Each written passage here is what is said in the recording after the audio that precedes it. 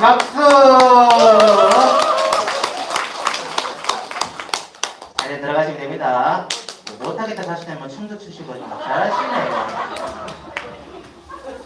사실 이 두 분이 보여주신 것처럼 좀 빼다가 나오면 해야 돼.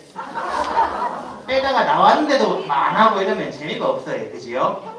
자, 오늘 우리가 이 노래를 불러본 이유는 이제 건강체조를 하기 위해서 불러본 거예요. 이제 이 노래에 맞춘 그 건강체조를 따라 할 건데 아마 2주 전에 했던 거라서 잊어버리실 수도 있어요.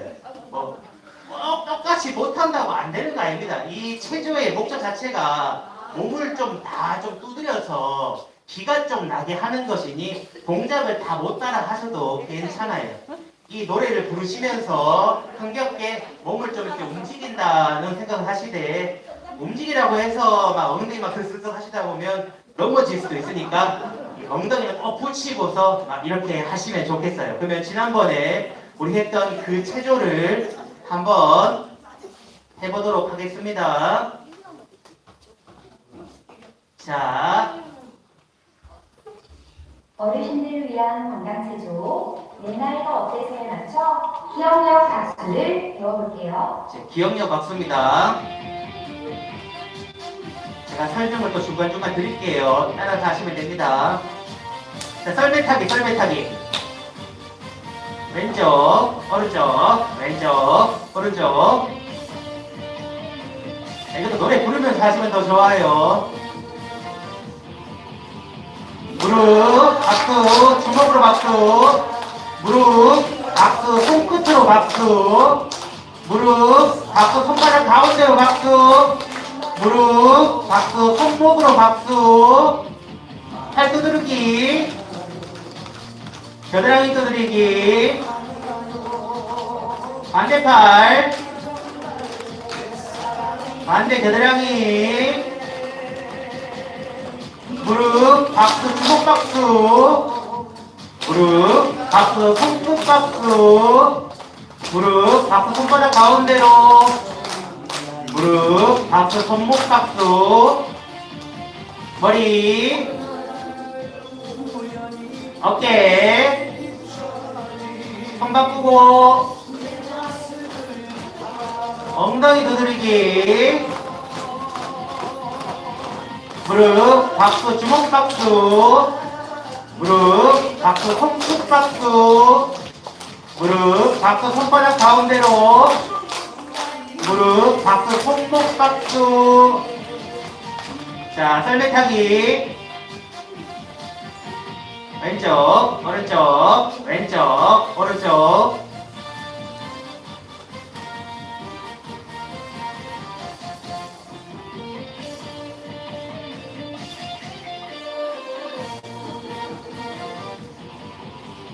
무릎, 박수, 주먹 박수. 무릎, 박수, 손끝 박수. 무릎, 박수, 손가락 가운데로. 무릎, 박수, 손목 박수. 팔 두드리기. 겨드랑이. 반대팔. 겨드랑이. 무릎, 박수, 주먹 박수. 무릎, 박수, 손끝 박수. 무릎, 박수, 손바닥 가운데로. 무릎, 박수, 손목 박수. 머리, 어깨, 손 바꾸고. 엉덩이. 무릎, 박수, 주먹 박수, 무릎, 박수, 손끝 박수, 무릎, 박수, 손바닥 가운데로, 무릎, 박수, 손목 박수. 자, 딱 좋은 아이인데.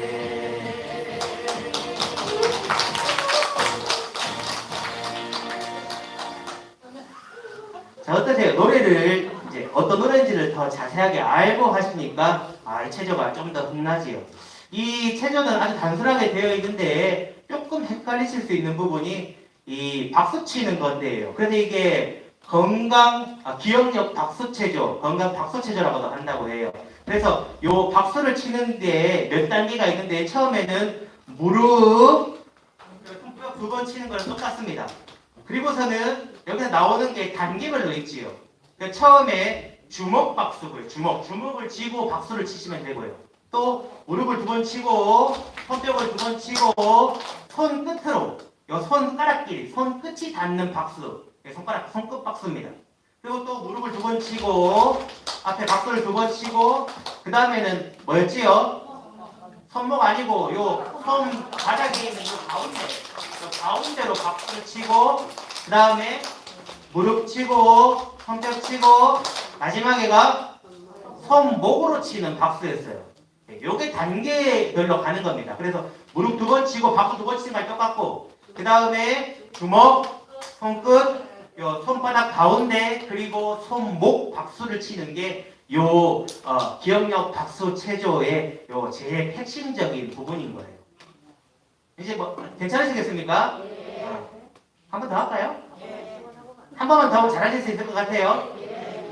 못하셔도 괜찮습니다. 무슨 상관입니까? 그러면 요거 한 번만 더 해보고 난 다음에 다음 프로그램에 넘어갈게요. 그럼 한 번만 더 하겠습니다. 내 나이가 어때서에 맞춰 기억력 박수를 배워볼게요. 이렇게 잘하시면 기억력이 좋아집니다.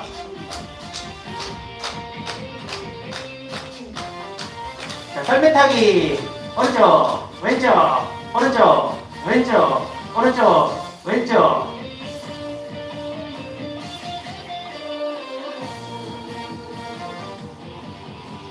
무릎 박수 주먹 무릎 박수 손끝 무릎 박수 손바닥 가운데로 무릎 박수 손목 팔 겨드랑이 반대팔 겨드랑이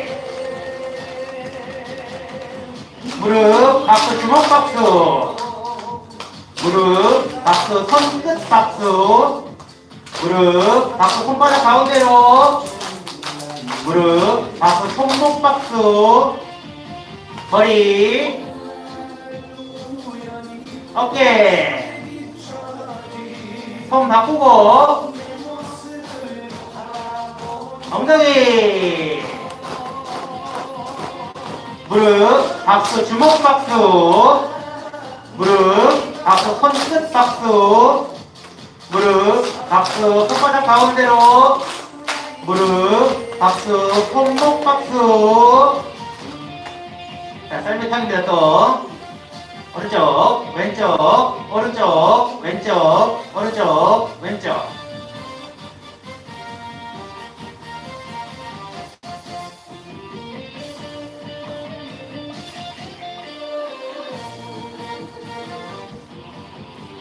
무릎 박수 주먹 박수 무릎 박수 손끝으로 무릎 박수 손바닥 가운데로 무릎 박수 손목으로 팔 겨드랑이 반대팔 겨드랑이 무릎 박수 주먹 박수 무릎 박수 손끝으로 무릎 박수 손바닥 가운데로 무릎 박수 손목으로 머리 어깨 손 바꾸고 엉덩이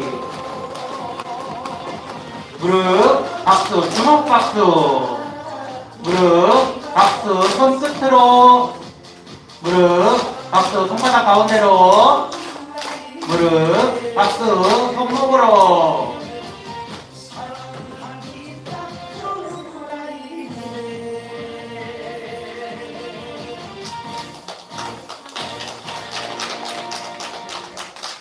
수고하셨습니다.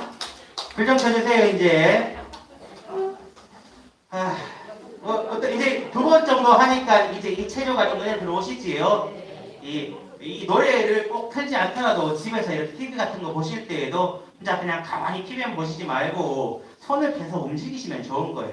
물론 기본적으로는 이 손바닥에 기가 있기 때문에 이 기를 좀 이렇게 아프거나 한 곳에 이렇게 대주면 물론 남의 기가 더 좋아. 내 기는 내가 그냥 써야 되니까 옆에 있는 남편이든 부인이든 때리라는 말이 아닙니다. 기를 담아서 사랑의 기를 담아서 이렇게 더 안마하듯이 톡톡톡톡 쳐주마. 여기가 열이 막 올라가는 게 이게 기가 통하는 거거든요. 신부가 무슨 기 얘기하놓고 하는데 이게 다 맞는 말입니다. 이거는 그지요? 그래서 집에 짝꿍이 있으시면 있어 보이서 하고 앉아서 팔 뻗어보라 하고 아픈데 팔이 아프다 하면 팔을 이렇게 톡톡톡톡톡 이렇게 쳐주시면 여기가 열이 돌아요. 열이 돈다는 건 혈액순환이 잘 된다는 얘기거든요.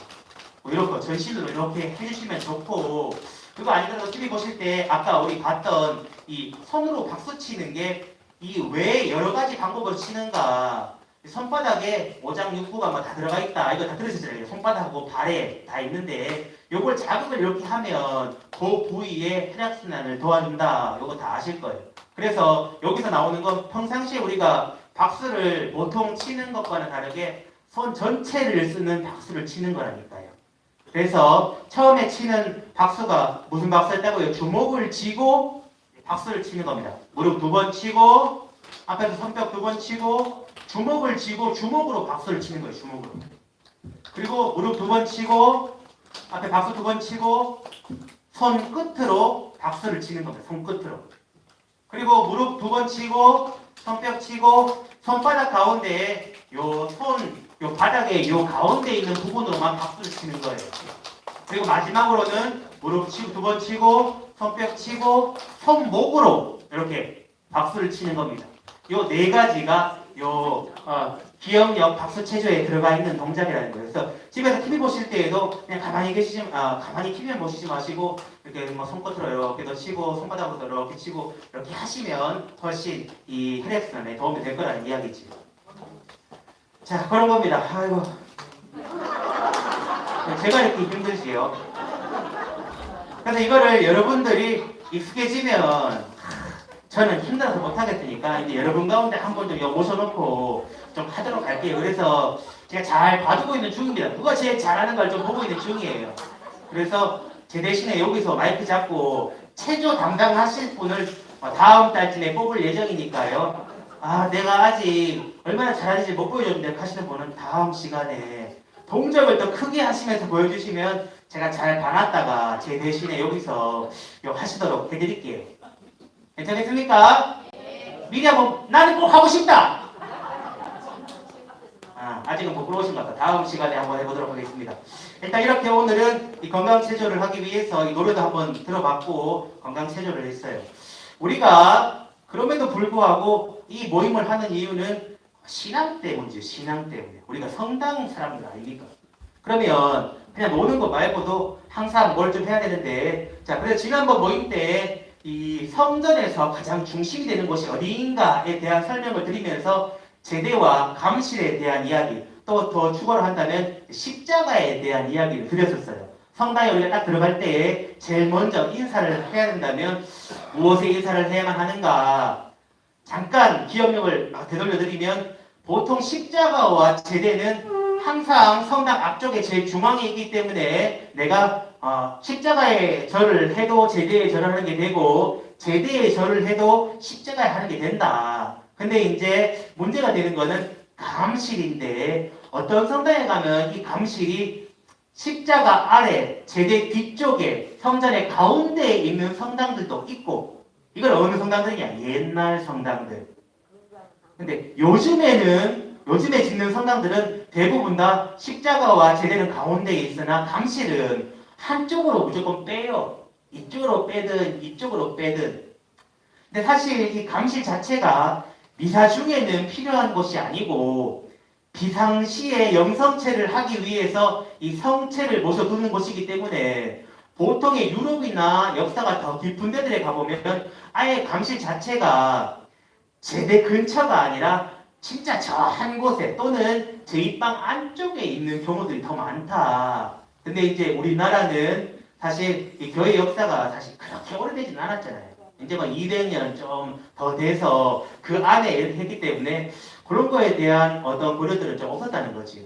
그래서 이제 이게 헷갈린다 하시는 분들이 있는데 우리가 성전에 들어갔을 때 가장 중요하게 여기면서 경배를 해야 하는 1순위는 그래서 미사가 직접 이루어지는 제대다. 제대가 어느 성당에 가든지 제일 첫 번째다. 그래서 많은 성당들이 이 제대에 성인의 유해를 모셔놓거나 특별한 기도들을 담아서 이 제대를 봉헌하는 이유가 거기에 있다라는 게 우리가 지난 시간에 했던 거였고요.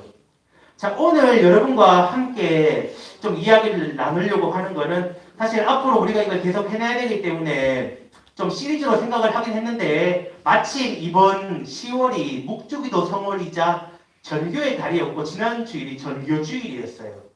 전교주일인데 제가 혹시 했던 강론을 기억하시는가 모르겠다. 자, 지난 주일날 다들 우리 성당에 미사에 함양성당에 다 오셨지, 그죠?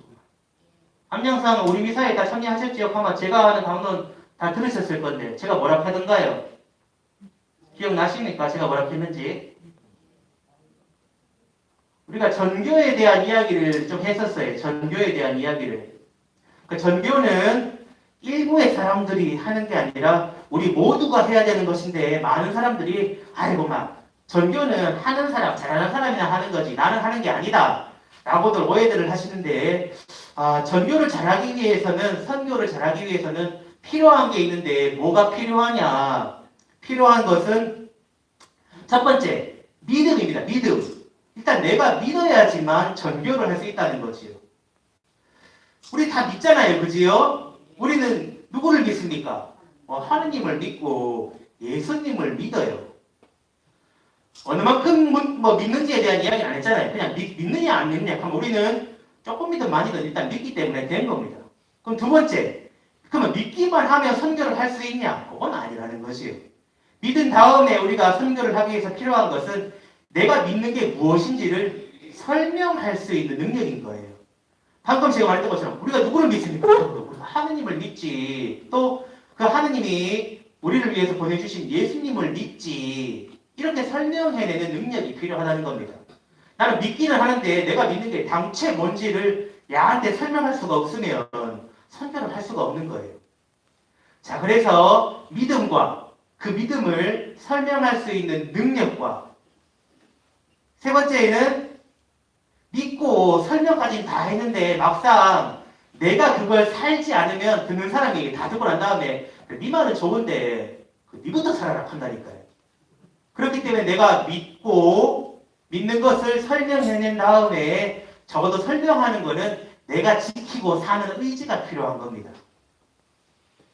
자, 그 의지는 어떤 거냐? 의지가 어떤 거겠어요? 내가 그래서 내가 믿는 것을 표현하기 위해서 일요일날 미사에 참여하고 일요일뿐만 아니라 가능하면 자주 미사에 참여하면서 영성체를 하고 그러면서 예수님의 몸이 우리를 구원시켜 주실 것이라는 걸 믿고 그것을 실천할 뿐만 아니라 그 미사에 잘 참여하기 위해서 집에서 기도도 하고 레지오도 하고 이런 모든 것이 내가 신앙을 그냥 말로 그치는 게 아니라 실제로 살려는 의지인 겁니다. 이렇게 따지면 우리는 이걸 다 하고 있는 거예요. 근데 마지막으로 좀 부족한 게 있다면 무엇이냐? 그게 이제 엄마의 마음이다라는 게 제 지난 강론이었어요. 이게 무슨 말이고 나는 아빠인데 내가 아빠지 엄마가 아니라 부모의 마음이라는 거죠. 부모의 마음은 뭘 뜻하는가?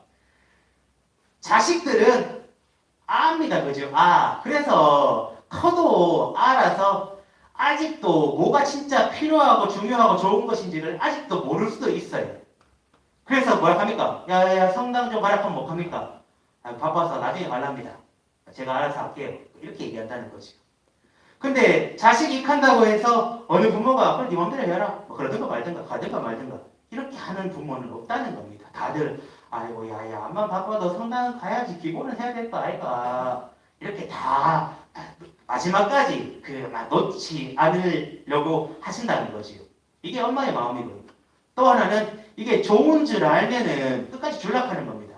세상에 어느 부모가 아이고 야 니 학교 다니고 싶어 초등학교 가고 싶나?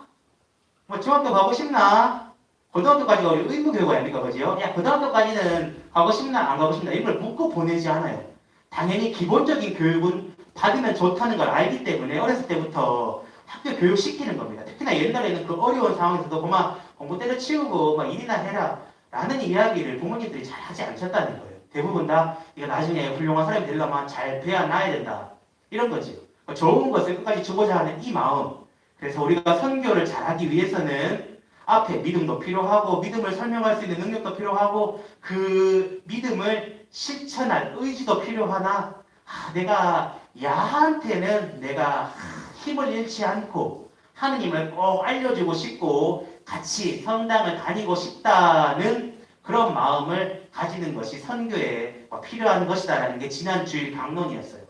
다들 아시잖아요, 그지요? 답을 안 하시요. 근데 제가 이걸 다시 설명드렸냐면 그럼에도 불구하고 아까 말씀드렸던 그러면 제일 처음에 내가 믿는 게 뭐냐라는 걸 좀 구체화시킬 필요가 있는 거예요. 이건 무슨 말이냐? 여러분 친구들 중에 성당 다니지 않는 친구들도 있잖아요, 그지요? 그 친구들이 어느 날 갑자기 야, 내가 지금까지 막 교회도 다녀보고 뭐 절도 가봤는데 내가 성당은 가본 적이 없는데 이제 죽기 전에 한번 성당은 가봐야 안 되나 싶은데 성당이 뭔데? 라고 여러분한테 묻는 거예요. 네가 믿는 거는 뭔데? 그럴 때 믿음이 있는데 이제 내가 믿는 건 이거다라는 걸 설명을 좀 해줘야 안 됩니까? 그지요? 그러면 적어도 이게 무엇이다. 내가 믿는 건 이것이다. 라는 것을 이야기하는데 도움될 4가지를 준비했어요. 그 4가지가 여기 나오는 것처럼 가톨릭 천주교의 4대 교리입니다. 4가지 가장 핵심적인 교리를 4대 교리라고 하는데 자, 이 4가지 교리는 그럼 어느 때 필요한 것인가? 이 4가지 교리를 알면 세례를 줄 수가 있어요. 세례를. 이렇게 얘기를 하면 아닌데 나는 교리 오랫동안 들었는데 한 5개월 들었는데 찰고도 다 해서 막 이것저것 다 대답했는데 물론 맞지. 그게 보통 우리가 알고 있는 정식 세례고요. 여기서 말하는 세례는 여기 나와 있죠. 대세라고 일컬어지는 비상세례입니다. 비상세례. 긴급할 때에는 어디 5개월 동안 교리를 가르쳐주고 세례를 줄 수가 있겠어요. 그지요? 급할 때가 어떤 때인가? 지금 막 교통사고가 나는데 지금 여기 누가 막 죽어가고 손이 넘어가고 있어요. 근데 이 사람이 평상시에도 성당을 막 가고 싶어 했던 사람인데 못 갔던 겁니다. 그래서 내가 내가 죽을 것 같은데 나를 좀 세례를 좀 주십시오 라고 하는데 여러분들은 어떻게 하시겠어요? 지나갈 때 그걸 받는 거예요. 그럼 어떻게 하시겠습니까? 대단히 휴대폰 꺼내가지고 성당에 전화해가지고 아이고 사무장님아 우리 신부님 어디 갔노? 지금 이 사람이 지금 죽어가는데 지금 세례를 줘야 되는데 신부님 좀 빨리 오락해라. 연락이 닿으면야 어떻게든지 갈 수 있겠으나 이번 주처럼 사무장님이 휴가라. 그러면 아무만 사무실에 전화를 해도 안 받아요. 그럼 어떻게 하겠습니까? 또 굳이 공동체 봉사장한테 전화해가지고 야야 지금 사람이 죽어가는데 신부님 전화번호 있으면 전화 좀 해라. 그러다가 쑥 넘어가는 거예요. 그래서 이럴 때에는 우리 모두가 사실은 이거는 천주교 신자가 아니더라도 이 4가지만 알고 있으면 누구라도 그 사람에게 세례를 줄 수가 있는 거예요. 이걸 대세 또는 비상세례라고 합니다. 긴급할 때에 주는 세례예요. 자, 그래서 이 긴급할 때에 주는 세례를 위해서 이런 것들을 물어봐야만 하는데 그런 것들이 어떤 건가? 자, 이 4가지인 겁니다. 4가지를 한번 소리내서 읽어볼까요? 첫 번째 시작! 천주 존재. 한 개만. 이거 급하시면 좀. 자, 2번째 삼위일체. 그 다음 강생구속. 그 다음 상선벌악. 이 중에 뭐가 제일 눈에 딱 들어오세요? 한눈에 딱 들어오는 거. 아니 저번에 안 나타나는 거 뭐 있습니까? 보통 요거 아닙니까? 요거? 상선벌악. 이거는 무슨 뜻이겠어요? 선한 일 하마 상 받고 악한 일 하마 벌 받고. 이게 우리가 보통 알고 있는 상선벌악인데 이건 신자가 아니더라도 세상 모든 사람들이 알고 있는 말이긴 합니다. 근데 이 가톨릭 신앙 안에서는 이게 꼭 그런 뜻이 아니라는 거예요. 이걸 그거라고 생각하면 나중에 설명드리겠지만 상선 착한 일하면 하나님한테 상 받고 나쁜 일하면 하나님한테 벌 받는다라고 해서 지금 우리가 안 좋은 일이 생기면 아이고 내가 이거 잘못해가지고 하나님한테 벌 받는 것보다 이런 생각으로 연결되기 때문에 그건 옳지 않아요. 제가 하나하나 설명을 좀 해드릴게요. 자, 첫 번째 말씀드린 것처럼 이 천주교 4대 교리는 요것만 알고 있으면 지금 긴급한 상황일 때 이 네 가지를 이야기하면서 야 네가 이거를 믿을 수 있겠나? 라고 물었을 때 이 사람이 네 믿을게 하면 물 그냥 물입니다. 물, 생수 이런 거 그걸로 나는 네가 이걸 믿는다 하니까 성부와 성자와 성령의 이름으로 세례를 준다 하면 이게 세례가 되는 거예요. 물론 이 세례는 우리가 일반적으로 몇 개월씩 교리 공부에서 받는 세례랑 같지는 않습니다. 뭐가 다른가? 이 대세를 받더라도 바로 영성체를 할 수 있지는 않아요.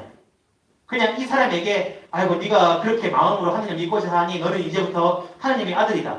그러면서 이 세례명을 줄 수도 있습니다. 하지만 그렇다고 해서 이 사람이 죽을 것 같은 상황이 있다가 갑자기 그 상황을 벗어나서 나아서 괜찮아졌어요. 나 이제 괜찮아졌으니까 성당 나가서 이제 영성체를 해야겠다. 이렇게 해도 아이고 지금 당장에는 하시면 안 됩니다. 요걸 좀 더 아셔야만 합니다 하면서 급하기 때문에 못 가르쳐 드렸던 거를 몇 가지 다 가르쳐 줘야 돼요. 그런 게 무엇이냐? 신비에 대한 것, 성사에 대한 것, 이렇게 급해서 못 가게 해준 것들을 가르쳐주면 그 다음에 요 보례, 예식을 보충한다고 해서 이 보례를 하고 나면 이제 그분은 그때부터 영성체도 할 수가 있지만 뭐 이렇게 열심히 적으세요. 그냥 그러면 됩니다. 이게 열심히 공부, 나중에 이거 한번 시험 쳐야 되는데 다 막 적고 하시면 안 되는데. 자, 그래서 이 네 가지를 묻는 것인데 지금부터 이 말이 뭘 뜻하는지를 간단하게 말씀드릴게요. 첫 번째, 천주 존재. 자, 요새 젊은이들은 한자를 봐도 한자 공부를 안 하고 이래서 잘 모른다고 하는데 우리 어르신들은 한자 딱 보면 다 알잖아요. 천주 누굽니까? 천주 하느님 아닙니까? 하느님. 천주 하늘의 주인이 하느님이니까 하느님이 존재 계신다 이거예요. 이 천주 존재는 하느님이 계신다라는 게 제일 첫 번째 교리인 겁니다. 물론 여기다가 3일점 붙일 수 있어요. 하느님이 계시는데 이 하느님은 한 분이신 하느님이시다. 요거 붙일 수가 있지. 또 하나 뭐 있겠어요? 이 하느님이 계신데 이 하느님은 천지의 창조주시다. 세상 만물을 만드신 분이시다. 라는 것도 붙일 수가 있고요. 또 더 들어가면 뭡니까? 이 하느님은 자비하신 아버지시다. 이런 걸 한번 더 붙여나갈 수도 있지만 그 가장 핵심에는 여기 나온 것처럼 하느님이 계신다. 라는 게 이 제1교리인 천주 존재이죠. 천주 존재. 그래서 하느님이 계시다는 걸 믿겠나? 그래 믿을게. 가마 요건 된 겁니다. 자, 그 다음에 그 하느님이 계시는데 그 하느님이 어떻게 계시는가에 대한 설명이 바로 삼위일체예요. 삼위. 세 가지 위로 위격으로 계시나 일체 한 몸이시다. 이 삼위는 뭐겠습니까? 성부와 성자와 성령, 아버지와 아들과 성령 이 세 분이 바로 삼위입니다. 삼위. 그러면 이 삼위는 고유하게 계시는 거예요. 하느님도 계시고 예수님도 계시고 성령도 계신 게 맞습니다. 근데 이렇게 각자가 계시다 하면 세 명이 돼야 되는데 각각 계시지만 이분들이 세 분이 아니라 한 분이다. 일체다라는 게 이 교리, 두 번째 교리예요. 자, 그런데 하느님과 예수님과 이 성령이 어떻게 한 분이 됩니까? 이거는 여기서 좀 더 발전해 나간다는 건데, 지금 숨 넘어가는 이 사람한테, 야, 성부와 성자와 성령이 계시는데 이분들이 미묘하고 복잡한 이 능력으로 세 분이지만 한 분이다. 야, 그게 무슨 말이고? 나 아파 죽겠는데 잘 설명해봐라. 설명을 뭐 해야 되는 거예요? 근데 이 설명을 더 깊게 할 필요는 없습니다. 그냥 하나님이 계시는데 그분이 아버지와 아들과 성령으로 계신다. 근데 이분들이 사랑으로 한 분이다. 라고만 이야기를 하면 이건 설명이 되는 거예요. 그래서 야, 하느님이 계시는데 그 하느님이 성부와 성자와 성령, 아버지와 아들과 성령으로 일치를 이루면서 사랑의 관계를 이루면서 계신다. 이걸 믿겠나? 아이고 믿을란다. 된 겁니다. 이게 삼위일체예요. 삼위일체. 자, 강생구속. 강생구속은 강생, 살로 내려와서 구속, 세상을 구했다라는 이야기지요. 이건 특징적으로 예수님에 대한 이야기인 겁니다. 예수님. 육화라고 이야기를 하지요. 하느님이신 분이 온전한 사람이 되어서 세상에 오셨다라는 것을 이 강생이라고 이야기를 하는 겁니다. 자, 그래서 하느님이 계시고 그 하느님이 성부와 성자와 성령으로 사랑의 일치의 관계로 계시는데 그 가운데 두 번째 윗격인 예수님이 하느님이시면서도, 그러니까 신이면서도 저 하늘에 그냥 있지 않고 우리가 살고 있는 이 세상에 내려오셨다. 그리고는 세상을 구원하러 오셨는데 세상의 임금들처럼 온 게 아니고 저런 성에, 궁궐에, 화려한 곳에 오신 게 아니고 가장 낮은 곳에, 가장 가난하고 불쌍하고 소외된 사람들에게 오셔서 그들에게 사랑을 주신 분이다. 이걸 믿겠냐라고 묻는 게 이 강생구속인 겁니다. 예수님이 하느님이면서도 직접 사람들에게 내려오셔서 가난하고 불쌍하고 소외된 사람들에게 사랑을 주셨다는 것, 그러면서 그들을 사랑으로 하느님 곁으로 인도하셨다는 걸 믿느냐? 믿을란다. 가만 된 겁니다. 이게 강생구속이에요. 마지막으로 나오는 우리가 이렇게 알고 있는 거는 상선벌악. 착한 일 하면 상 받고 나쁜 일 하면 벌 받는다. 이 단순한 이야기가 신앙적인 이야기가 되면 조금 바뀝니다. 그것은 무엇인가? 하느님께 받는 상이 뭐냐는 거예요. 하느님께 받는 상은 뭐가 되겠습니까? 돈벼락입니까? 아파트? 아니면 자식들의 입신양명 이런 거예요. 이런 게 하느님의 상입니까? 아닙니다. 여기서 신앙인들이 말하는 상선은 일단 선이 무엇인가? 선은 그냥 좋은 일이 아닙니다. 하느님의 뜻을 실천하는 것, 하느님의 말씀을 따르는 것, 이것이 선이에요. 자, 그걸 하면 상을 준다는 이야기인데 그걸 따랐을 때, 하느님의 뜻을 따랐을 때 받는 상은 무엇이냐? 하느님 나라에 들어가는 것, 천국에 들어가는 것, 그것이 우리 신앙인들에게는 상인 겁니다. 근데 이렇게 이야기를 하면 천국, 저기 어디에 있는 천국에 내가 가야 된다라고 하시는데 이 천국은 어느 장소적인 개념이 아니에요. 신앙인들이 이야기하는 상으로 받는 이 하느님 나라는요, 하느님과 함께 할 수 있는 것을 의미하는 겁니다. 장소적으로 저기가 천국이다가 아니라 내가 지금 여기에 하느님과 함께 할 수 있으면 여기가 천국인 거예요. 그래서 하느님의 말씀을 지키고 하느님의 뜻을 따라서 살면 하느님과 영원히 함께 할 수 있다는 것이 요 상선의 신앙적인 의미입니다. 그럼 벌악입니다. 벌악. 자, 그런데 하느님의 뜻에 따르지 않으면 그럼 받는 법은 뭘까요? 지옥에 가는 것 아닙니다. 하느님의 뜻을 따르지 않으면 하느님과 함께 할 수 없는 것이 벌인 거예요.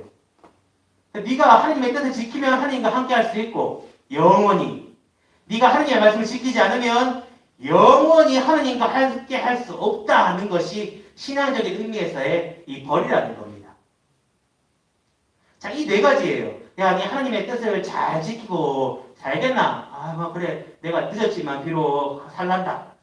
하나 되는 겁니다. 이 네 가지 응답을 하면 네가 이것을 믿는다고 하니 나는 성부와 성자와 성령의 이름으로 네한테 베드로라고 마리아라고 야고보라고 또는 막달레나라고 세례를 준다라고 하면서 이 무슨 물이라고요? 생수. 그러니까 뭐 콜라나 사이다나 뭐 주스나 이런 거 말고 우유 이런 거 말고 그냥 물요. 물만 있으면 물을 3번 부으면서 나는 네한테 세례를 준다 하면 이게 대세가 되는 거예요. 그럼 이거 하고 나면 어떻게 해야 되는가? 본당에 와서 그러니까 이 사람이 물론 가족이 있거나 하면 뭐 그 이후에 내가 방금 긴급하게 세례를 줬습니다. 그러면 그 가족이 신자라면 고맙습니다 하고는 이제 자기들 본당에 가서 긴급할 때 누가 대세를 줬습니다 라고 이야기할 수도 있을 것이고요.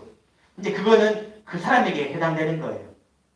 근데 그 연고가 아무도 없고 가족들도 아무도 신자가 아니고 익한다면 좀 어렵기도 하겠지요. 하지만 분명한 것은 그 사람은 마지막 순간에 하나님의 자녀로 새롭게 태어난 다음에 죽음을 맞이하게 된다는 거지.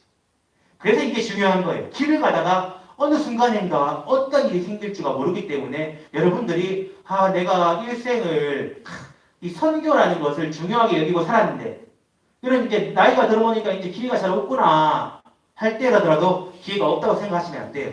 어디든지 이것만 알고 있으면 되는 겁니다.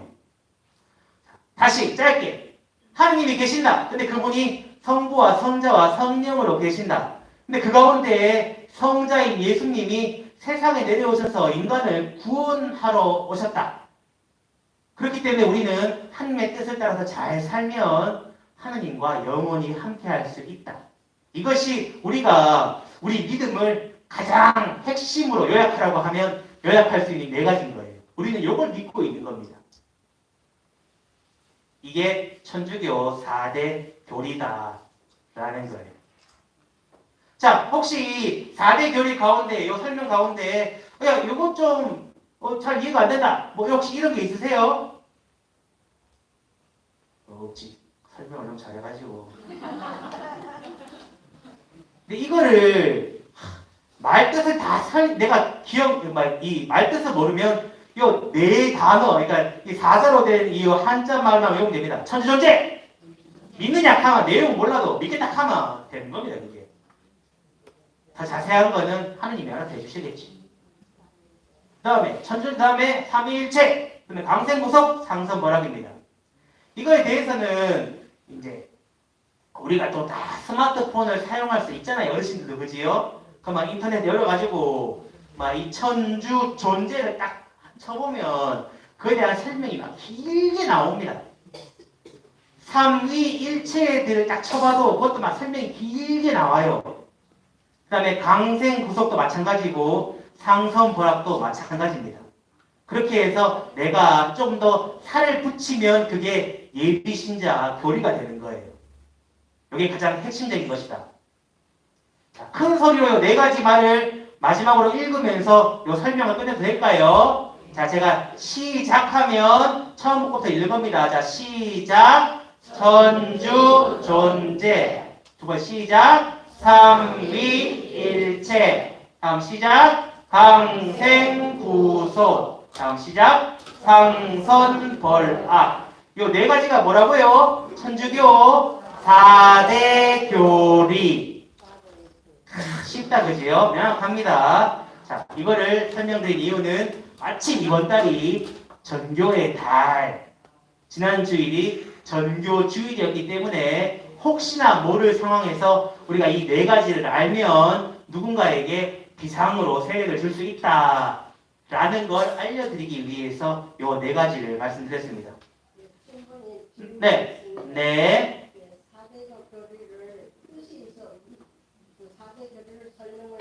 네.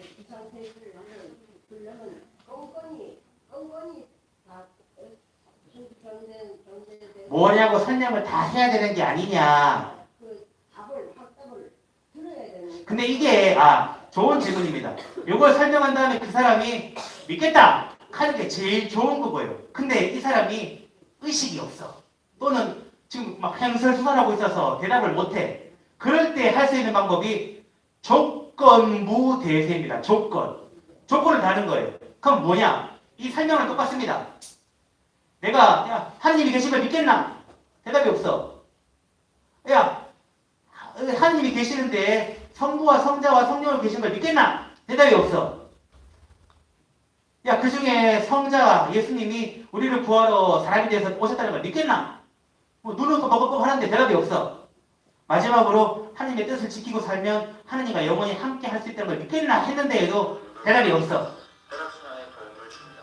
전신을 누리기는 엉덩이를 돌려서 앞으로 풀어주고 시간이 길어졌는지 그만하라카니. 일상생활에서 이게 우리가 아까 했던 잠깐만요. 우리가 아까 했던 체조에 대한 설명 부분인데 선생님이 설명해 줍니다. 네. 됐습니다. 자, 그래서 이 네 가지에 대한 걸 물론 난 다 설명해주고 했는데도 대답을 못하는 거예요. 그럴 때 어떻게 하는가? 당신이 이것을 믿는다면 나는 성부와 성자와 성령의 이름으로 너에게 세례를 준다 하는 게 조건부 대세인 거예요. 이 사람이 대답은 아직 안 했으나 그러니까 이 사람이 믿으면 세례가 유효한 거고요. 이 사람이 내가 대답을 못했을 뿐이지 나는 싫다. 나는 안 믿을란다. 그런 경우는 잘 없겠지요. 근데 그걸 모르잖아요. 근데 속마음으로 난 싫다 하는데 대답만 못할 뿐이다 하면 이 세례는 유효하지 않은 겁니다. 이게 조건부 대세라고 이끌어지는 거예요. 그래서 이 사람이 확답을 확실하게 하면 제일 좋고요. 확답을 안 했다면 여러분이 내가 지금까지 설명한 걸 네가 믿겠다면 세례를 준다 라고 하시면 된다는 거죠. 근데 말씀드린 것은 이건 이런 거예요. 평상시에 이 사람이 내가 하느님을 알고 싶은데 근데 나이도 많고 또는 뭐 여러 가지 바쁘고 이래서 못했다. 근데 지금 내가 난 하나님 지금이라도 알고 싶다 라는 걸 봤을 때 우리가 하면 제일 좋은 겁니다. 예를 들면 누가 죽어간다고 해서 나 그냥 뭐 가족들한테 물어보지도 않고 혼자서 막 알아서 막 슥슥슥슥슥 이런 걸 말하는 게 아니에요. 이 사람이 진짜 간절하게 원하는데 지금 기회를 가지지 못하는구나. 내가 어떻게 할 수가 있을까 할 때 이것만 알면 이 사람에게 그래도 정식 세례와는 다르나 네 그 하느님을 알고자 하는 그 마음이 마지막이라도 이런 결실을 맺을 수 있도록 내가 돕겠다라는 게 된다는 거지. 공부 세례를 줬는 그래도 네. 안 믿을 수도 있잖아요. 그렇죠. 그럼 그 세례는 안 유효한 거라니까요. 그런데도 교육 정리를 해야 됩니다. 교적 정리라는 부분이 여러분들이 참 여러 가지 얘기를 하시는데 이런 거 있어요. 아까도 말씀드린 것처럼 그 가족들 중에 천주교 신자가 아무도 없다 하면 한번 생각해 보셔야 됩니다. 왜냐하면 여러분들은 이 평상시에 이 사람이 나한테 했던 이야기들을 통해서 야가 가족들한테 설명을 못했지만 평상시에도 하느님을 알고 싶어 했다라는 걸 나는 아는데 가족들이 모르잖아요. 이런 경우는 사실 나중에 좀 가족들이 나는 내 성심껏 다해서 신앙을 마지막까지 좀 알려줬는데 가족들은 그 의식도 없는 사람한테 뭐 하는 겁니까? 라고 할 수가 있다는 거 참 안타까운 일인 거예요. 그래서 그런 경우라면 이 교적 정리는 왜 필요한가? 여기 교적 정리는 이런 거예요. 이 가족들이 아무도 신자가 아닌데 이런 일을 통해서 그리고 이 대세를 줬기 때문에 이분을 천주교 장례로 했는 거야. 그러고 난 다음에 이 가족들이 마음에 감동을 받아서 다 천주교로 입문을 하게 됐을 때 교적 정리가 그렇게 되는 건 거지요. 만약에 이 사람한테 내가 대세를 줬는데 가족들도 아무도 안 믿고 예를 들어 장례는 이렇게 하겠다 할 때에는 사실은 교적 정리가 그렇게 필요하지는 않아요. 교적 정리라는 것은 결국에는 교적상에 호주가 있고 그에 따른 자녀들이 있고 이 관계를 이렇게 묻는 것을 이야기하는 거 아닙니까? 그렇기 때문에 만약에 그냥 이 분에게만 내가 기도하는 마음으로 한 거라면 교적 정리를 꼭 해서 이 사람을 교적으로 신고했다가 사망으로 빼고 할 필요는 없어요. 근데 이걸 통해서 이제 이 가족들이 신앙의 길로 들어오도록 이끌 수는 있겠지. 그런 건 중요한 거예요. 상당히 당연히 지금은 이 체계적으로 여러 가지 따져서 막 하거든요. 그래서 여러분도 교적이 있고 자녀들이 교적 안에 들어가 있고 이렇게 되잖아요. 하지만 이게 돌아가시는 분들한테 빡빡하게 지금까지 없었는데 교적 정리를 하고 자식인 네가 뭐 교무부 채장을 좀 내고 이런 게 아니라는 거지. 결국에 이것은 마지막 순간에 삶의 의미를 다시 한번 깨닫고 그 사람이 지금까지는 못했지만 하느님을 알고 하느님께 갈 수 있도록 도와주는 것이다 라고 생각하시면 된다는 겁니다. 그리고 이런 상황에 있어서 케이스가 좀 이거는 어떻게 해야 되죠? 이게 교적 정리를 해야 됩니까? 그건 그때 가서 신부님한테 물어보면 돼요. 신부님한테 가서 제가 이런 사람이 있어서 제가 대세를 줬는데 교적을 만들어야만 합니까? 라고 한다면 신부님이 이거 안 만들어도 됩니다 라고 설명을 해주시거나 아니면 이렇게 하시면 좋을 것 같습니다 라고 이야기를 해주신다는 거죠. 그것까지 여러분이 걱정하시면 없어요. 그러니까 여러분들은 줄 수 있을 때 주면 돼요. 혹시 뭐 다른 것도 궁금한 게 있으신가요? 없으면 너무 길게 우리가 진지한 얘기를 했기 때문에 질문이 네네. 혹시 그 환자가 돌아가시고 난 뒤에 대체가 되죠? 이 돌아가신 다음에도 이런 거 있어요. 이게 육체적으로 그러니까 뭐라고 해야 되지 이렇게 의학적으로는 사망 선고를 받았지만 마지막까지 영원히 나 머물러 있는다라는 게 우리의 또 믿음 중에 있거든요. 그래서 이게 시간적인 문제라고 이야기를 하는데 이런 거예요. 자녀인데 내가 자식인데 지금 멀리 살다가 지금 아버지 뭐 아니면 어른이 돌아간다는 얘기 듣고서 막 훈련해 왔는데 딱 돌아오기 막 병실에 딱 들어오기 직전에 돌아가셨는 거예요. 근데 물어보니까 다른 형제들은 아무도 신자가 아닌데 내만 신자인 거예요. 나는 대세를 주는 방법도 알고 있는 거라요. 근데 이미 5분 전 돌아가셨는 거라요. 그럴 때에도 마찬가지입니다. 조건부예요. 대답을 못합니다. 왜냐하면 우리는 영원히 아직 머물러 있다고 이야기를 하지만 의학적으로는 사망 선고를 받았기 때문이지요. 그럴 때에는 귀에다 대고 왜 귀에다 대고 하는가? 마지막까지 사람의 의식 가운데 열려있는 게 깨어있는 게 귀라고 이야기를 하지요. 눈도 감고 있고 말도 못하지만 들을 수는 있다라는 이야기를 하기 때문에 우리가 임종 직전에 있는 환자들 귀에다 대고 예수, 마리아, 요셉 이 성가정의 이름을 자꾸 불러주면 이분들의 도우심으로 하늘나라로 간다고 우리가 이야기를 하잖아요.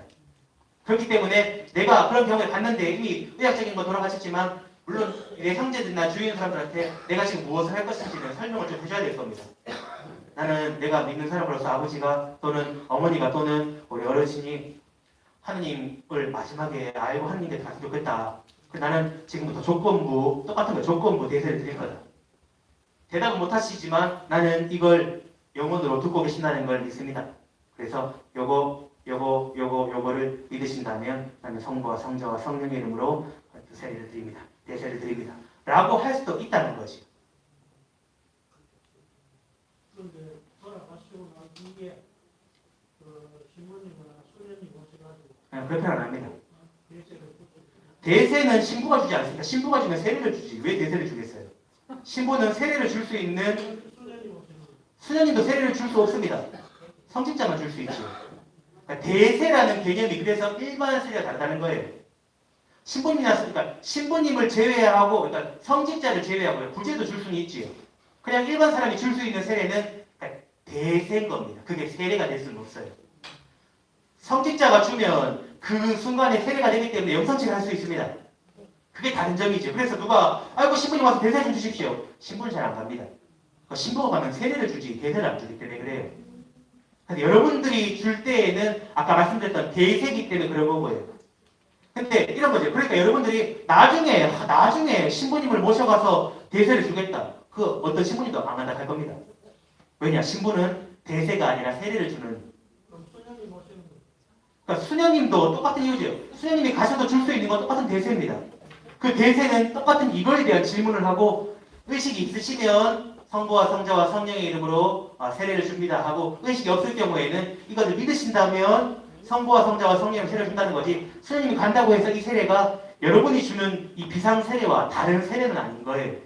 그러니까 이것만 알면 누구든지 다 할 수가 있는데 그 신부님은 비상 세례가 아니라 세례를 주기 때문인데 그럴 경우에 문제가 생깁니다. 무슨 문제가 생기냐?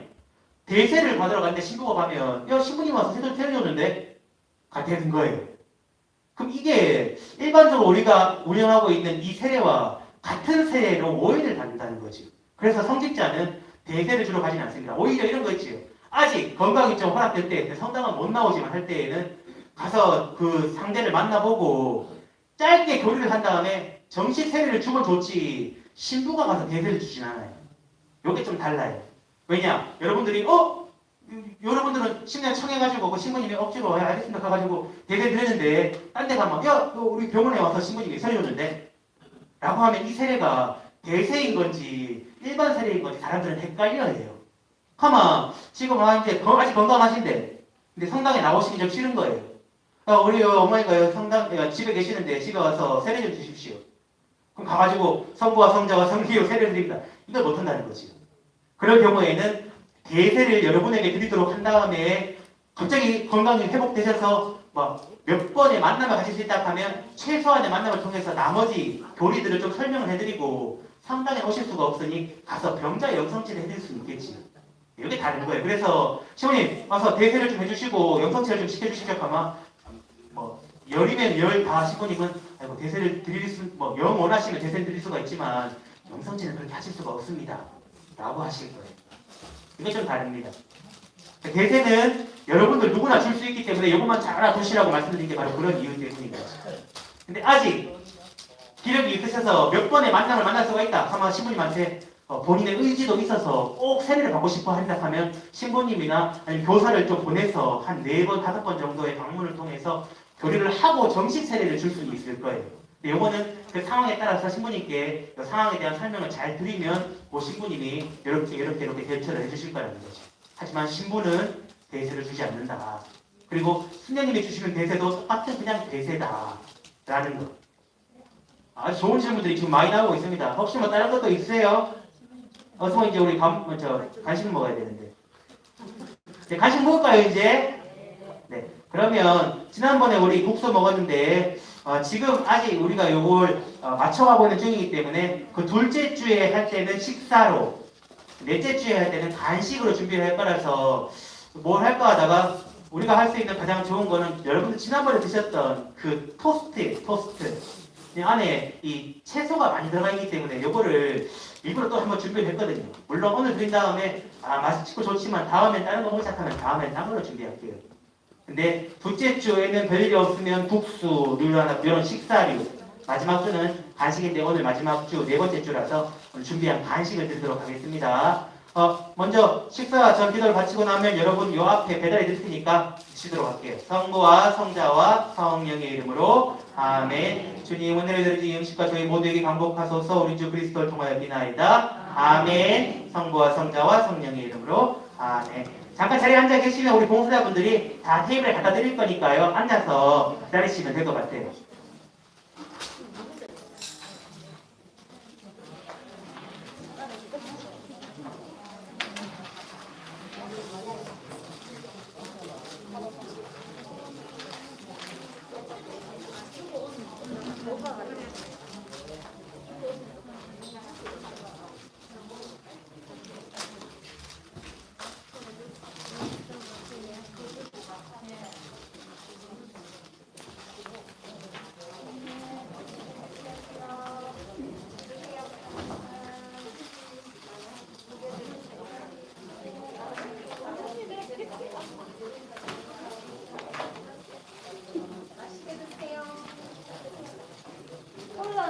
콜라나 사이다나 커피 드실 분은 주문하시면 갖다 드릴게요.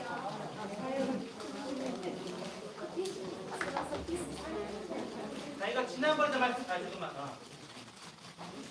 저도 한 개만 줘보세요. 다른 방법을 또 한번 알려드릴게요.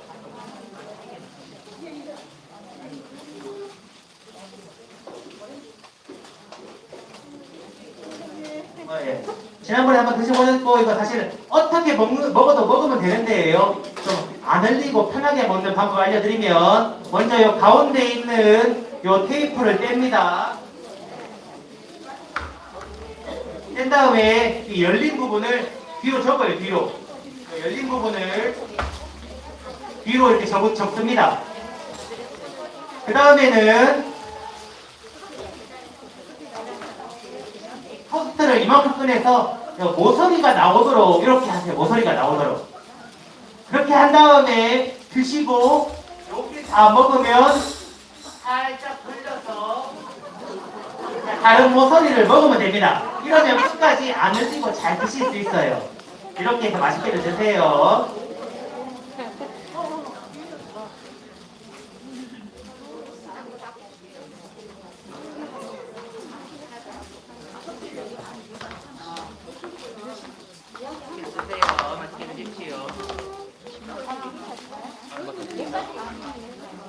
가방신 것 같은데. 자, 그러면은 요거 있는 나는 살짝 돌려서 세로로 약간 나오긴 하게 드시면 되네. 잘 드시네, 그렇게 세로로. 세로로 드시면 안 돼요. 잘 드시면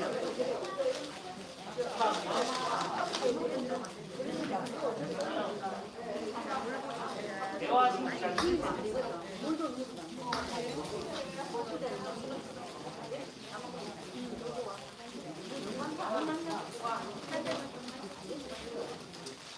네, 12시가 다 돼가니까 혹시나 난 이거 그냥 안 먹고 싸가지고 간다 하신 분들은 싸가지고 돌아가셔도 괜찮아요. 오늘 프로그램은 다 끝났습니다.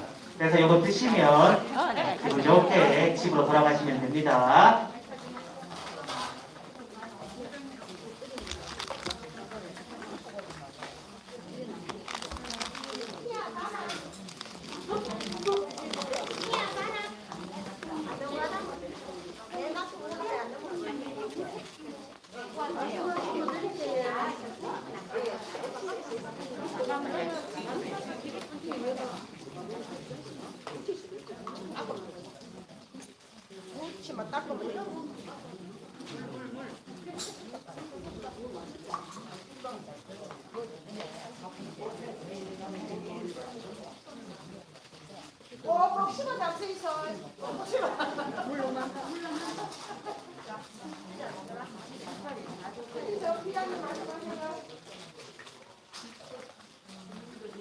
네, 정리 좀 하고 있겠습니다.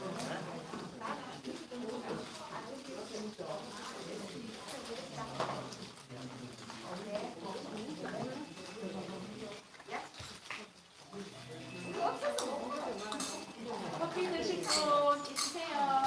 커피 드실 분, 커피 드실 분.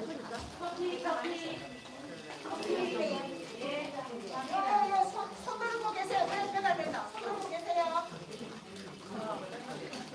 손 들고 계시면 배달합니다.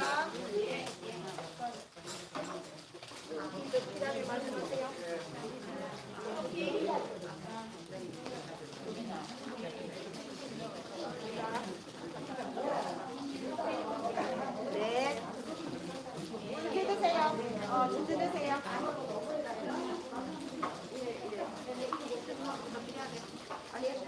몰라줘. 저기 앞에 손 들고 커피. 예.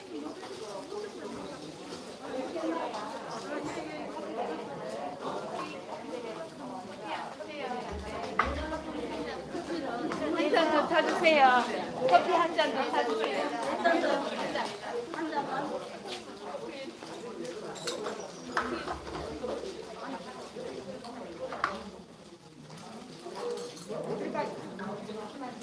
커피가 아니 컵다. 커피 태워갈게. 태워갈게.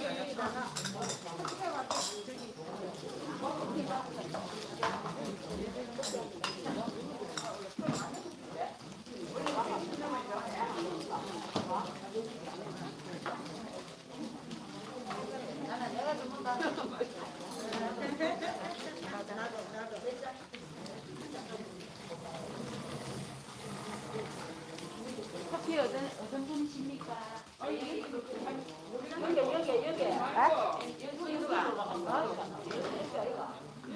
우리 70넘은 좋아해요.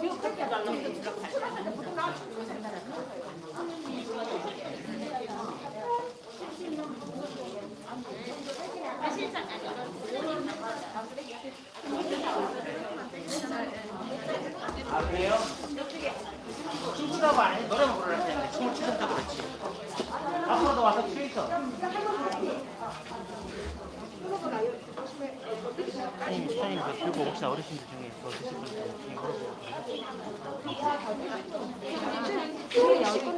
남았을 때 남은 거는 우리 공부자분들 좀 어차피 이번 주 지나면 다음에는 모임이 없으니 오늘 오신 분들 드시면 되고 아니면 어르신들 중에 이게 티켓이 여기 3개가 있으면 2만 원치를 포장할 수 있거든요. 혹시 여기 오신 분들 중에 누가 가져도 잘 드시거나 필요하신 분들 다 챙겨드릴게요. 어르신들 많이 드신 분 못 간다고 다 드시고. 아 그러니까 그런 분 있으면 혹시 가실 분들한테 거스르게 괜찮고 남은 것들 보시고서 못 가시는 분들 빼고 가신다 하는 분들 있으시면 또 티켓 요거 3개 있습니다. 그거 포장이 되거든요. 그래서 그렇게 챙겨드려도 괜찮아요. 남들 봉사자들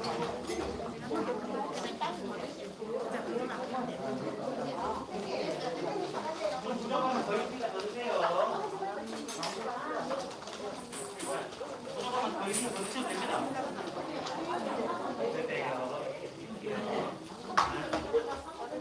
이걸 좀 이렇게 뿅 빼서 이렇게 손으로. 아니, 이빨이 한번 더 드시겠어? 그래요? 좀 안 되시는데. 아, 네네네. 소녀장은 당근이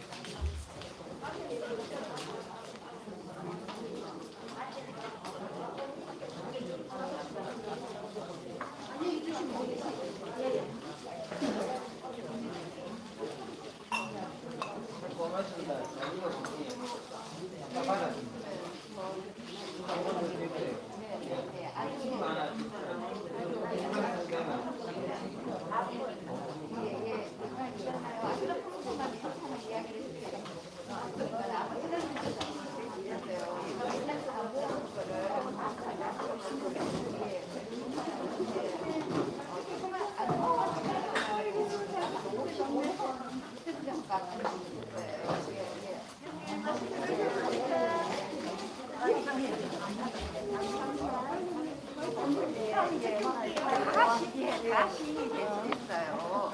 예. 그게 문제가 아니에요. 마음의 문제인 거지. 감사합니다. 아이고,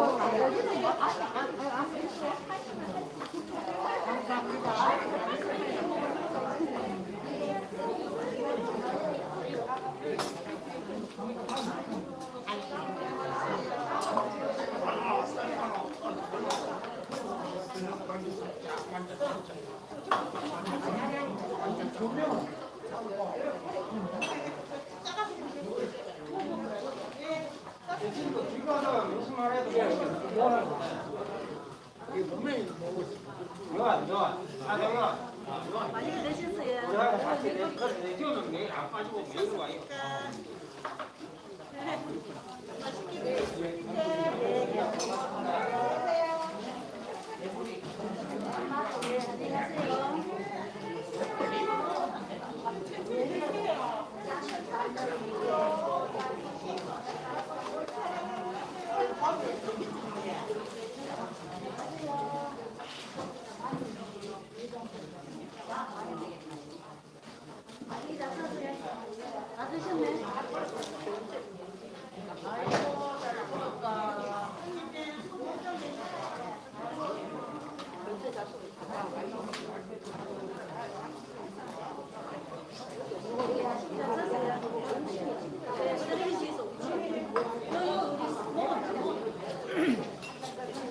잘 먹었어요.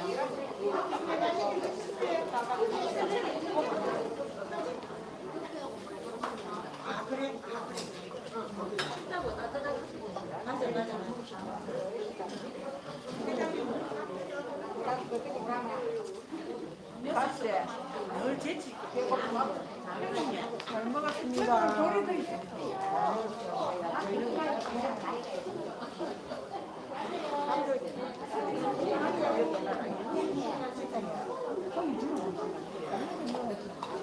아까 질문하시는 게 많으니까.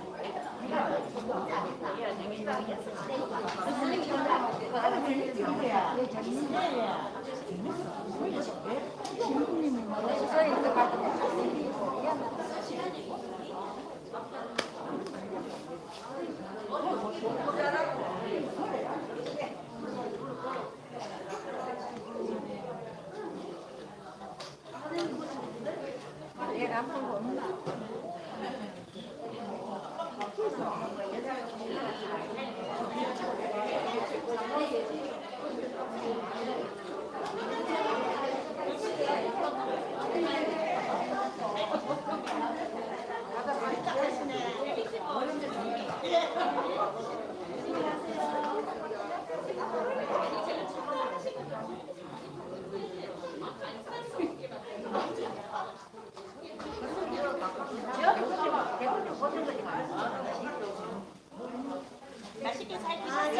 맛이 괜찮아요? 괜찮아요. 제가 저기 해놨는데 잠깐만요. 돈은 그거 그냥 여기 뒤에 놔두면 내가 나중에 가져오셔도 수요일 날에 나중에 놔.